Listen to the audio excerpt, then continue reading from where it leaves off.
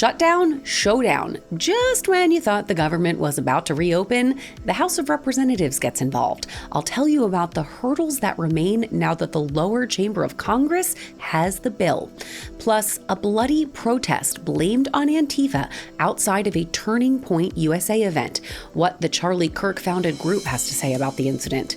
And is the American dream out of reach? I'll talk with Post columnist Charlie Gasparino about why people younger than 40 are screwed and whether President Trump may have a solution. Those stories and more today, Wednesday, November 12th. I'm Caitlin Becker, and this is the New York Postcast. The House of Representatives could begin their process for voting to reopen the government as soon as today. But because politics is never simple, it is not a straightforward journey. For starters, they have to get back to Washington, and as I have noted more than once, that's proving to be difficult for some thanks to the shutdown itself snarling air travel. In fact, Transportation Secretary Sean Duffy said it could be so bad this weekend if the government doesn't reopen that airlines could simply decide to ground all of their planes, a weekend travel Armageddon, if you will. But okay, back to Congress. Assuming they do get back to D.C., the bill to fund the government will be taken up by the House Rules Committee, led by Kentucky Congressman Thomas Massie. Now, Massie has suggested he would strike language snuck into the bill that bans the unregulated sale of intoxicating hemp products.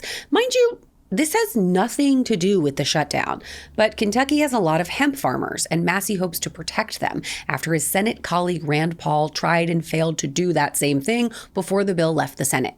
So if it gets out of the Rules Committee with or without the hemp, it would then go to the floor, where amendments could still be added, which further delays the bill. Democrats have suggested they may try to force a vote on the extension of Obamacare subsidies. Yet another wrench in the works to get this thing passed and the government reopened. That's all to say that Congress could move a step closer today to ending the shutdown, but it may just be a little tiny baby step. Protesters, being called by some as, quote, Antifa thugs, stormed a sold-out event for Charlie Kirk's Turning Point USA, and things turned bloody.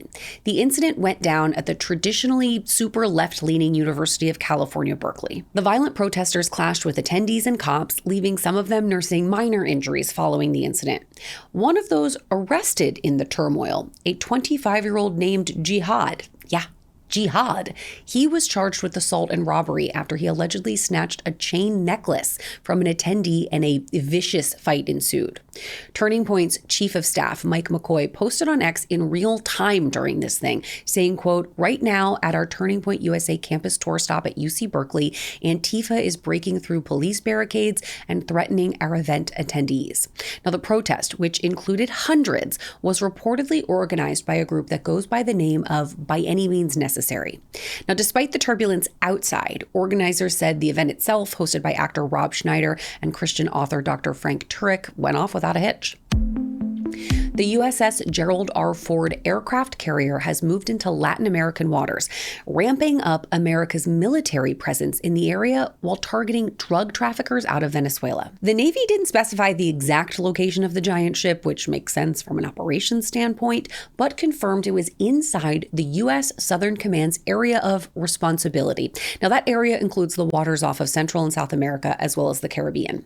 The carrier is being escorted by 3 guided missile destroyers and joins 8 other warships, a nuclear sub, and an F-35 aircraft that are already in the region.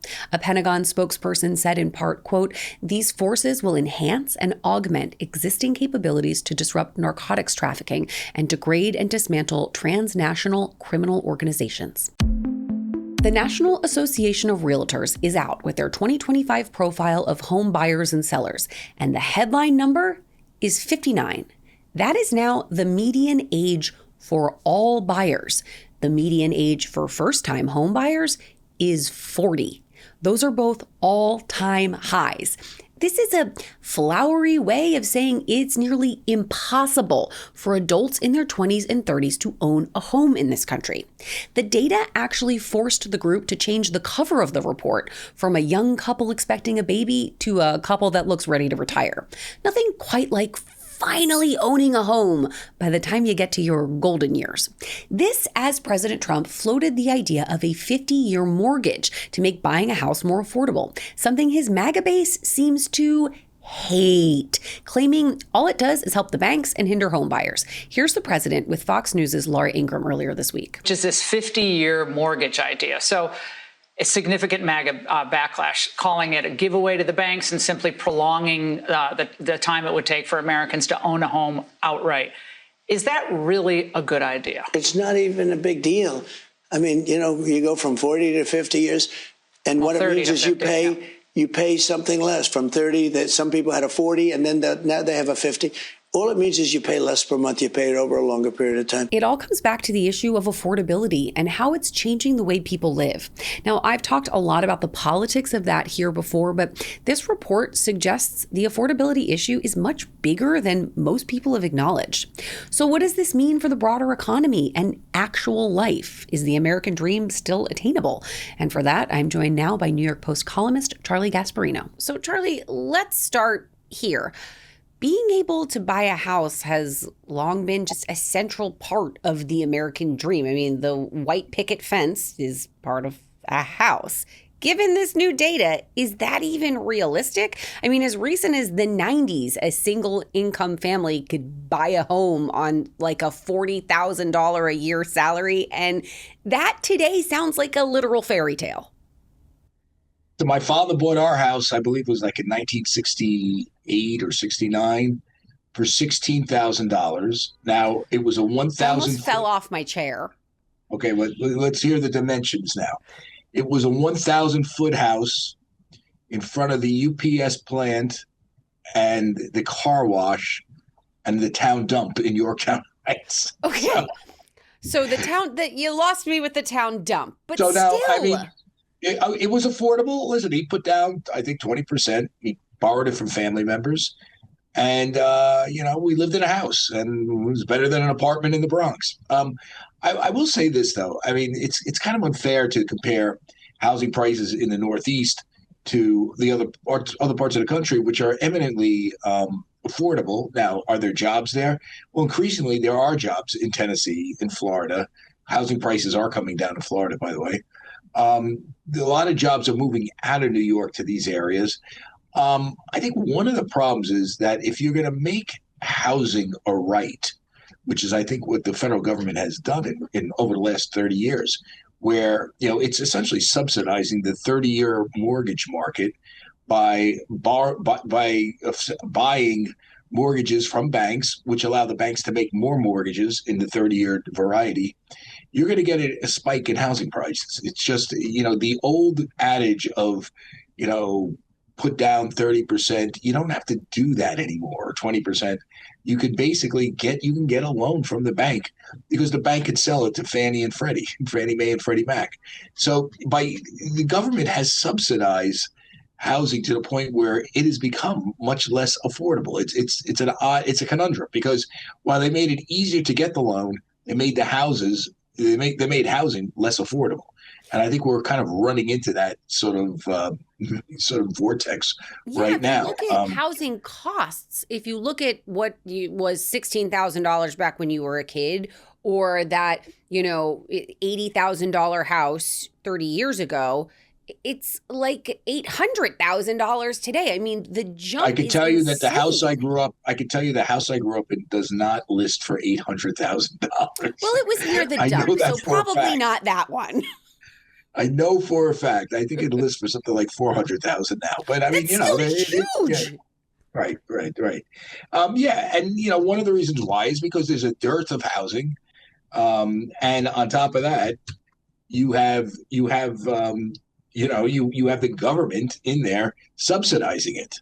I don't. There's really no way around it. By the way, I just looked in Zillow, it's $515,000. Okay, so from $16,000 to $515,000, that's huge, especially when you're starting to factor in the rate of average pay for people. I mean, that they haven't exactly gone up at the same level here. Yeah, and one of the reasons why is because there's a lack of housing stock being built. And one of the reasons why that is because there's regulations. And quite frankly, when you have that, although there may be, it may be changing. The fact is that there are more housing starts lately. If the government is too involved in this business, listen, they're talking about a 50-year mortgage now. I mean, think about that. I was just about to ask you about that. I mean, President Trump did float this idea. It's insane because so it's easier to afford because you're spreading your payments out of 50 years, but you can buy the house, which will keep the property values up. So you're actually increasing the cost of buying that house by making it easier for people to buy it. I know it's a perverse way of thinking, but anytime you subsidize something, the government does, prices will go up. And now it's to the point where it's way too expensive. I obviously, as the story that I just explained will tell you, most of us don't own our own homes. I'm not a homeowner. I don't even know how a 50-year mortgage would work. If the median age for a first-time buyer is 40 years old and you're getting a 50-year mortgage, most of these people aren't going to live to see the end of that mortgage.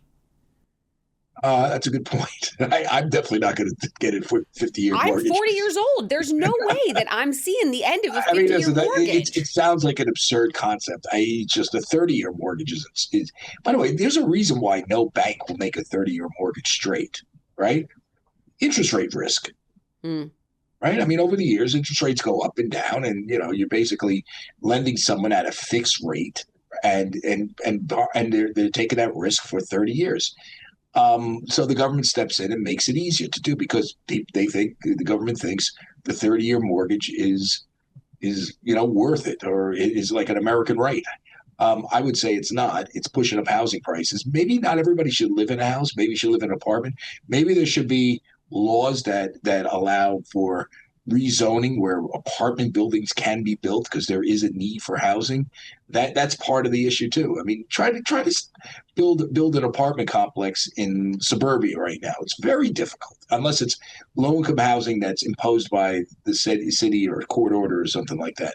It's just not happening. Middle-class people are being priced out of housing in a lot of different ways by making it easier to buy a house. I mean, it's just let me ask you a question. If you're making, say, $100,000 a year and you have a 30-year mortgage on a $700,000 house, can you afford that?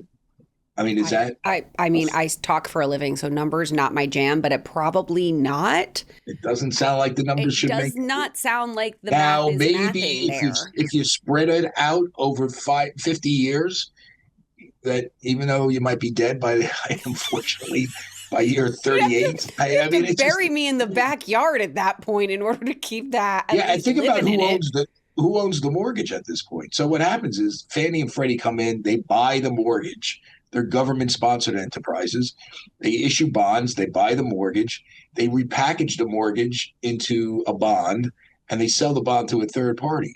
And those bonds are now are stuffed into a portfolio, basically held by an insurance company, or something like that, which puts the insurance company in a little bit of hot water if there's defaults. And that's what happened in 2008. Now, if they can't sell the loans, obviously they stay on the books of Fannie and Freddie. That's why Fannie and Freddie almost went under. They bailed it out. It was put in government conservatorship during the 2008 financial crisis. So we're playing with fire here in a lot of ways. Looking bleak, Charlie Gasparino. It's looking bleak, but it's never bleak when I get to talk to you. Thanks so much for joining us today. Thanks for having me. Tesla recently approved a $1 trillion, yes, trillion with a T, pay package for CEO Elon Musk. Because of all people out there, he really needs the money. He doesn't. Now, okay, they aren't actually handing him just a ginormous $1 trillion check. It's more like an NFL running back who gets a bonus if he scores 15 touchdowns. Musk's pay package is largely incentive-based, so it's in his best interest to make sure Tesla makes a ton of money so he can make a ton of money and the rich get richer. Well, problem is, Teslas aren't the it girl of the automotive world anymore, and US sales of the electric vehicles are in a slump. So, to try to boost the bottom line, Musk is turning to renting Teslas. And when I say renting, I mean renting. I am not using that as a synonym for leasing. A pilot program at 2 California Tesla dealerships allows drivers to borrow a car for 3 to 7 days straight off the lot for as little as $60 a day. Each rental includes free supercharging and self-driving modes, as well as no mileage limits. Honestly, not a bad deal.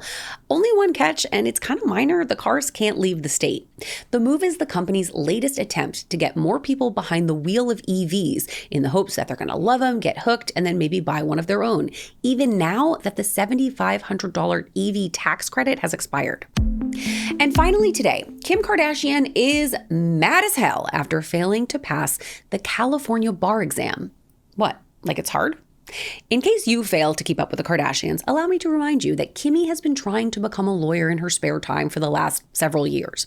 The billionaire business mogul told all of her Instagram followers about it on Saturday. And then, as she was getting all glammed up for momager Kris Jenner's 70th birthday bash, she recorded herself using the speak-to-text feature on her phone to tell her family about it. And then, since it's Kim, she just had to post all that to TikTok. I'm just letting you guys know that all of the psychics that we have met with and that we're obsessed with are all full of shit. They all collectively, maybe 4 of them, have told me I was going to pass the bar. So they're all full pathological liars. Don't believe anything they say. Miss Cleo would never.